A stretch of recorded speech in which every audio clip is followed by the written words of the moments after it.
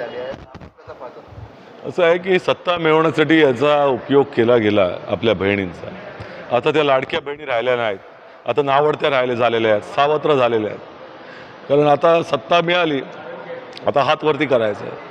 अशा तऱ्हेचे भाऊ असतात का? पूर्वी टिळा लावून आरती करून घेत होते त्या ॲडव्हर्टाईजमधले ते एकनाथ शिंदेजी गेले कुठे? कुठे गेले देवेंद्र फडणवीसजी? त्यामुळे ही अत्यंत दुर्दैवी बाब आहे. या पैशाचा विनियोग तुम्ही फक्त KYC नाही म्हणून करतात, सांगतात की यांच्यासाठी आम्ही देणार नाही. त्या KYC ज्यांचं नाही त्या गरीब आहेत, ज्यांना खऱ्या अर्थाने गरज आहे, ज्या दलित पीडित शोषित वर्गामधल्या आहेत, त्यांना याची गरज आहे. आणि मग असं असताना त्यांचा अधिकार तुम्ही नाकारता आहात, ही अत्यंत दुर्दैवाची बाब आहे. या सगळ्यांचा उपयोग तुम्ही राजकारणामध्ये सत्ता मिळवण्यासाठी केलात आणि आज त्यांना नंतर हात वरती करतात. याच्यापेक्षा नतद्रष्टपणा कुठला असू शकत नाही. मुंबई महापौरचे तावडे आहे, स्वतःच्या प्रसिद्धीसाठी 25 लाखचा प्रस्ताव ठेवला आहे. आणि नंतर आता त्यांनी लगेचच हात वरती देखील केलं आहे.